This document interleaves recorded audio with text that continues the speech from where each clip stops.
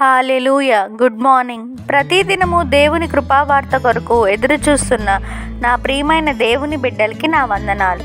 ఈ దినము పరిశుద్ధాత్మ దేవుడు జీవ గ్రంథంలో నుండి మన కొరకు ఇచ్చిన వాగ్దానం కీర్తనల గ్రంథము 4వ అధ్యాయం 8వ వచనం.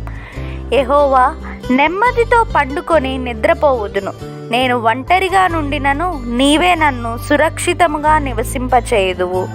Amen. Verse of the day, Psalms chapter 4 verse 8.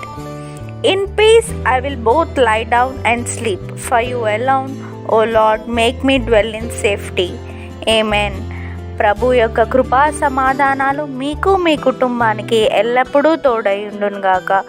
ఈ వాగ్దానం విన్న మీ అందరినీ శాశ్వతమైన ప్రేమతో ప్రభు ప్రేమించునుగాక. May God bless you and wipe away every tear from your face. Amen.